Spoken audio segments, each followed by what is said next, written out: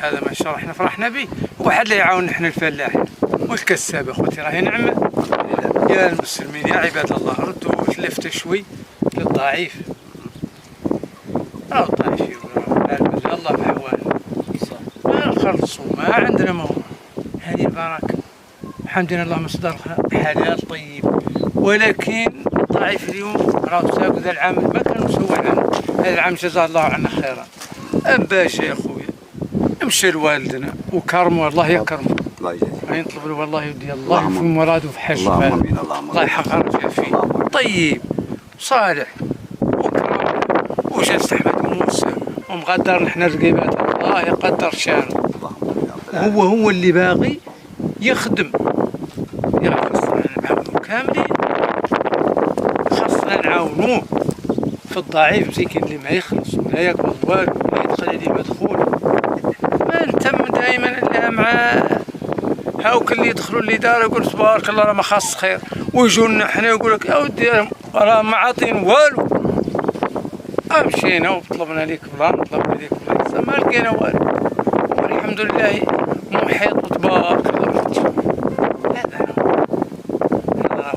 هذا راه الهم يفجر القلوب. راه الضعيف ما تمشي مشي ما رفعك الله. الضعيف مسكين ما في حال والو. اش غادي يدير؟ احنا نعلفو ونبيعو الناس من الشهر 9 شهور وتجيب بهم العلب تجيب بهم المونة تقرب بهم صغير. يعلم الله بحواله. وهذا العام اللي ولد الله يحقق رجاء. علماءنا كاملين راهو رافد هم الضعيف. انا سمعت من خلال كلامه الله يجازيه عنا خير. الله راجعنا وردوا لنا طيب سليم وجزاه الله عنا خير. هاو شوف يا شريف هذا اللي قلت كامل زين. هذه الأمة المحلية وعلى رأسها عامي صاحب الجلالة. وعلى على أساس التعليمات الصارمة. حاني شوف التنمية الصارمة. لكن اللي تقول أنت طم فينا. لحاني شوف أول شيء هو التنمية الشاملة. وهذا هو برنامج سيتنا وهذه هي تعليماتنا وإحنا قدامه على أساس أن الهدف اللي عندنا الأول هو الرفع من مستوى المواطن ومن معيشته والتطلعات الكبيرة اللي الحقيقة احنا ناقصوها.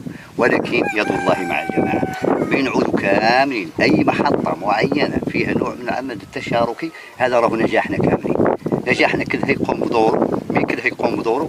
كونوا على يقين عنا رانا ماشي كاملين على مستوى التنمية إن شاء الله ربنا نستصرفوا خيرا بحول الله. وراي استراتيجية موجودة كاينة الآن